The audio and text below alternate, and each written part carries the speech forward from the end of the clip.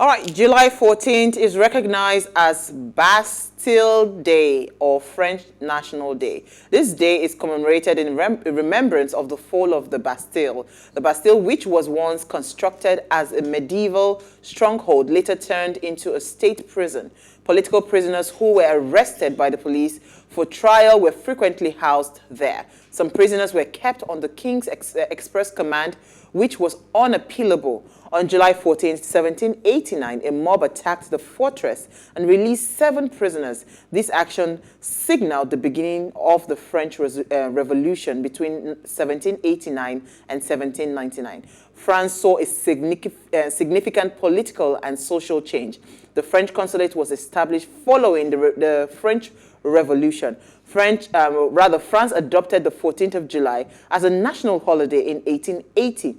The official name of the holiday in France is Fête Nationale, which also serves as a symbol of the national harmony. The national holiday of France is known as Bastille Day in English-speaking nations. Now, the event includes speeches, military parades, pyrotechnics, and general public joy. So this is to my French brothers and sisters. Happy National French Day.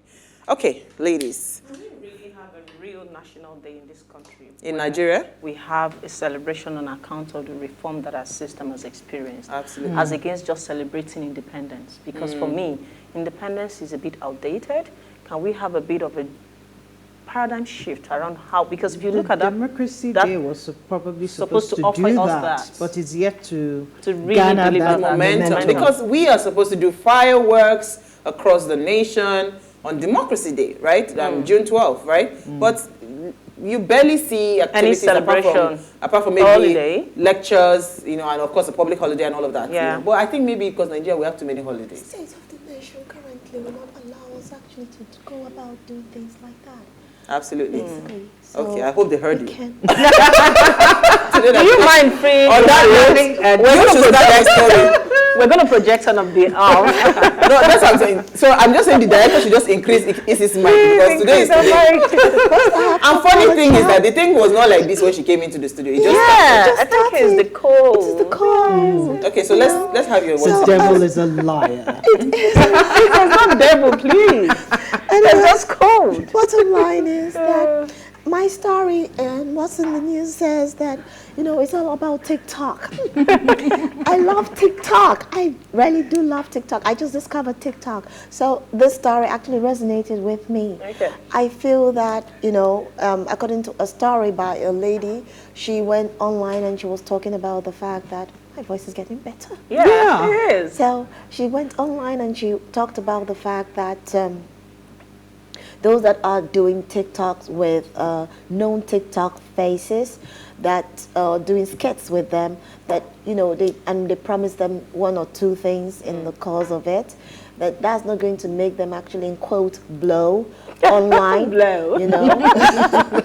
Okay, blow online. That's the word. Yeah, everybody to actually go viral online on TikTok, because that's not a guarantee that they would, be recognized as viral TikTokers. Yes, as influentials. So the key thing is that when they promise you things like that you should actually stay away from them and do something better with your time, or attend more to your TikTok than actually, listening to the known faces or influencers on TikTok. So I think it's whatever they promise them, it cuts across all social media people platforms. making promises and telling you also. So if someone tags you, does not automatically mean that you become a celebrity overnight. Absolutely. Even if a big celebrity tags you.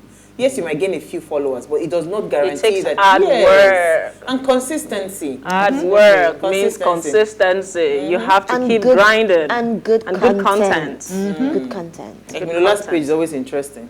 Thank you. We just see bling, bling, bling. We have to keep it going. Afford.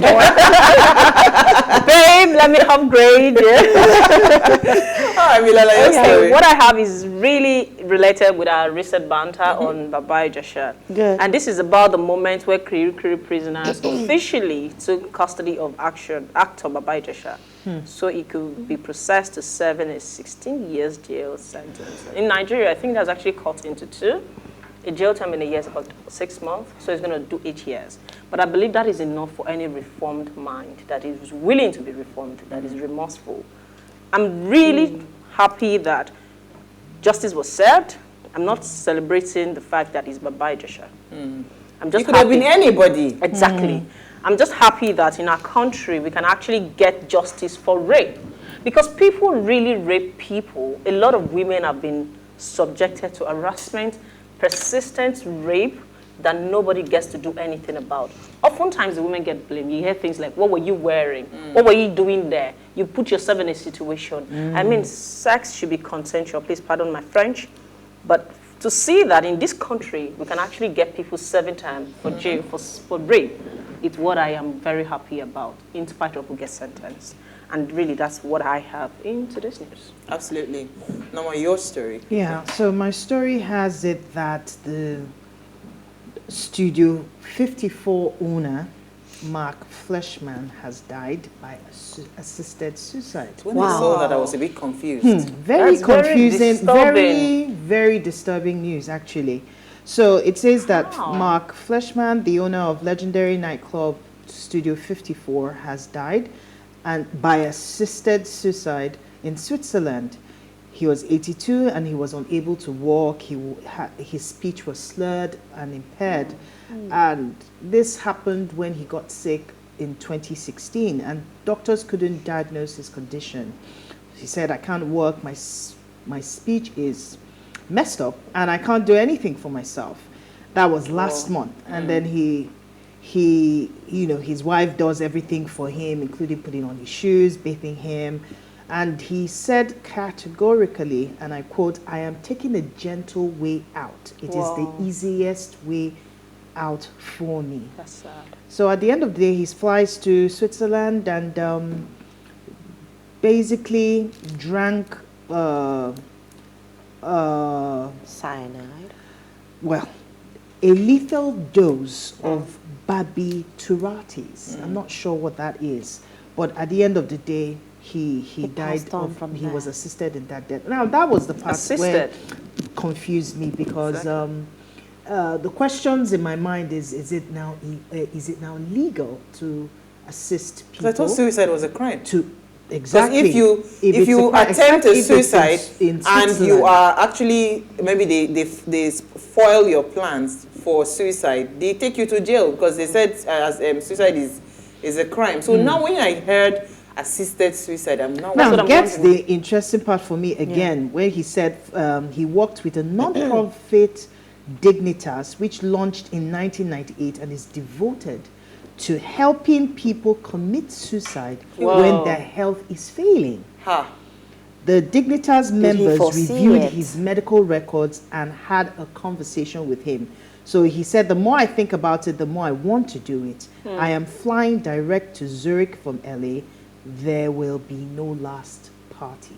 Whoa. I mean, this is really sad because if people see this as an option, an easy way, then more are we going to have suicide cases, because now you have people that can willingly assist you to kill yourself or to die. So it was really concerning for me. That's really disturbing. I don't know. So you know all these truck drivers, they will tell you calm down, calm down. You know they calm down. You know, I saw a video and I said, no, I have to take this story because the thing, first of all, it is, you know how you feel like taking koboko to flog some people. That's how some of these truck drivers behave. They deserve some beating. So this truck driver obviously bashed a brand new car, you know, and he then comes out in his boxers. See him being dramatic. Now begging, lying down on the floor, going into the grass, rolling all over the place.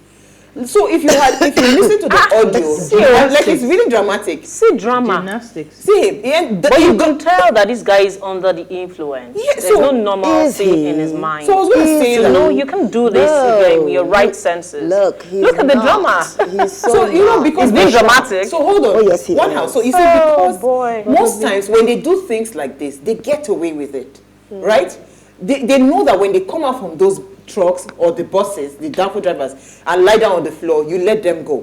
So this person should be made an example. I agree. Because again, if you are listening to the guys in this car that's moving, that did this video, both front and back, The guys were saying two that other vehicles were affected. because this one had to hit another vehicle. Well, The guys were saying that vehicle. they had been screaming that the guys should slow down, slow down. He wasn't listening. Now this had happened, right? So we need to start all these people in fact, the more dramatic they are, the more you should make sure you send them to Boko jail. doesn't fix it. You know, one thing I always say is that I'm sorry does not mean that actions don't have consequences. That guy should face the cost. Unfortunately, Yes. implementation is No a stories. It major, was just like the major way problem. one day my friend had a similar issue and she called me and I went there with my police. I went there alone. And I said to the people with me, it's not about I'm sorry. There's a cost and there's an effect. You just pay the price. I'm not here to judge you or to intimidate you. Just face the full wrath. Because it would be wrong for me to attack you when you're going to pay. So there's no point saying, why did you do that, or fighting? Just pay. And for me, it's time we start to make people take responsibility, especially in Lagos. Just the way people are facing the law for rape, when they start to pay, they'll be more mindful. You won't have to think that just shouting will resolve it, or just begging or dancing up and prostrating down. or being dramatic. Because to me, this guy looks like he's under. He's He under can't be a the normal guy. Yes. Being under is not an excuse. It will not be. But he needs to go to, he needs to chill in Kirikiri. I think if we probably have, then again, to look at But I just hope the truck has an insurance though. But I'm saying that most times when they do this kind of scene, when they create this kind of scene, He's just trying to be More dramatic. likely, he's people trying to let be- him go. But this is too Whipping much. sentiment. When you were running, you didn't know. Oh, All right, we'll boy. take a break now. Want to discuss marital status and political ambition. Are you dramatic about it? I have to be dramatic. Stay with us.